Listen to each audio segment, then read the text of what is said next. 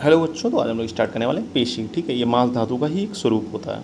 मांस धातु की शरीर में विद्यमान मुख्यतः पेशी के रूप में होती है। यह धातु शरीर के समस्त आशयों और अवयवों में होती है, परंतु मुख्यतः त्वचा के नीचे अस्थियों के ऊपर मांस धातु पेशियों के रूप में पाई जाती है।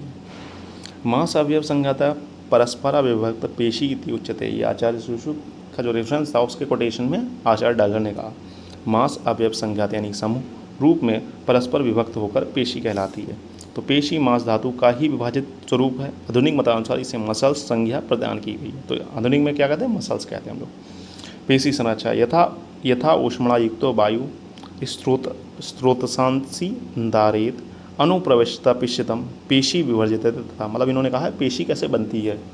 ऊष्मा से संयुक्त वायु जिस प्रकार शोषों को विदीर्ण करती है, उसी प्रकार जब वही वायु मांस में प्रवेश कर पेशियों के रूप में विभक्त करती है। यानी कि इन्होंने कहा जब ऊष्मा यानी जब वायु जो होती है वो गर्म वायु अगर हमारे शरीर मतलब माँ इस प्रकार शोषों में घुसती है तो शोषों को क्लियर कर देती है। उसी प्रकार जब ये मांस धातु में घुसती है तो मांस धातु को स्प्लिट कर देती है पेशी में। सिंपल भाषा में हम समझें तो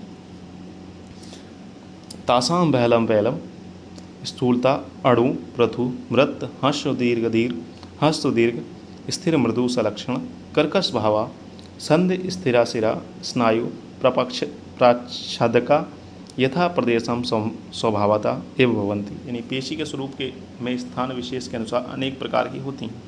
तो ये पेशी के प्रकार आपसे यहाँ तो नहीं पूछेगा, लेकिन एनाटॉमी में जब इंपॉर्टेंट हो जाता है। ठीक है, जब आप वहाँ पर पेशी पढ़ेंगे तो वहाँ पर पेशी के भेद भी पूछता है, प्रकार भी पूछता है।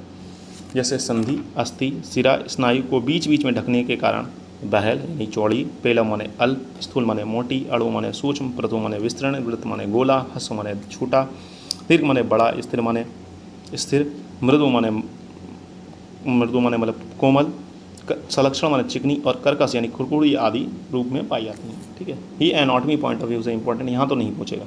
ठीक है, पेशी की संख्या ये एमसीक्यू में पूछ सकता है। पंच पेशतानि भवन्ति तासाम चतुर्शतानि शंखाशु कोष्ठ षट् षष्टि ग्रीवा प्रत्यभूतम चतुर्स्त्रिशतम चत्वारि पेशातानि। तो आचार्य जो सुश्रुत हैं उन्होंने कहा पेशियों की कुल संख्या कितनी होती है? पेशी 500 इस तरीके से पासे पेशी पासे 500। आचार्य चरक ने 400 बताई हैं। ठीक है, इन्होंने फिर इनका फर्दर क्लासिफिकेशन जिसमें से शाखा में 100 कुल 400 शाखा में मतलब एक जो लिम होती है उसमें 100 कुल मिला के 400 हो गई। कोष्ठ में 66 और ग्रीवा के ऊपर यानी ऊर्ध्व जतोगत कितनी है? 34 है, टोटल 500 हो गई।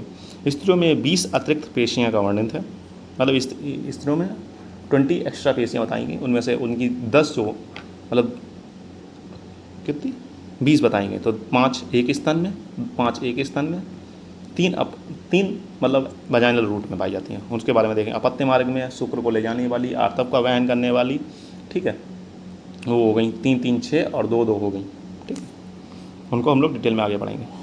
सिरा स्नायु अस्थि प्रवर्णी संध्यस्य शरीरिणाम पेशी भी सर्वंता अंतर बलवंती भवंती आता।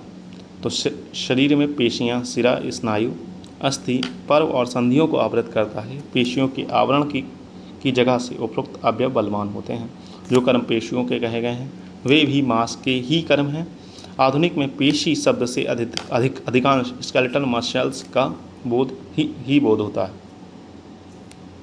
ठीक है बच्चों, तो आज के लिए इतना ही। मिलते हैं नेक्स्ट लेक्चर में, तब तक के लिए हैव अ नाइस डे। पढ़ते रहें। स्त्रियों में जो 20 अतिरिक्त पेशियाँ होती हैं उसको आप डिटेल में पढ़ेंगे। रिप्रोडक्टिव मतलब जब गर्भव क्रांति पढ़ेंगे तो वहाँ पर आपको डिटेल में वहाँ पर पेशियाँ जो स्त्रियों में जो पेशियाँ एक्स्ट्रा हैं वो वहाँ बताई जाएंगी एनाटॉमी में। ठीक है, अगर मैं एनाटॉमी को पढ़ाऊँगा या रचना शरीर को पढ़ाऊँगा तो मैं यही पढ़ाऊँगा उस चीज़ को डिटेल में। ठीक है, यहाँ पर ऐसा सच इंपॉर्टेंट भी नहीं है। आपको ये संख्या याद करनी है, यहाँ 20 एक्स्ट्रा होती है। कहाँ पर होती हैं? वो एनाटॉमी का पॉइंट मतलब रचना शरीर का पॉइंट ऑफ व्यू से हो जाएगा। ठीक है बच्चों, फिर मिलते हैं नेक्स्ट लेक्चर में, तब तक के लिए हैव अ नाइस डे। पढ़ते रहें, मस्त रहें।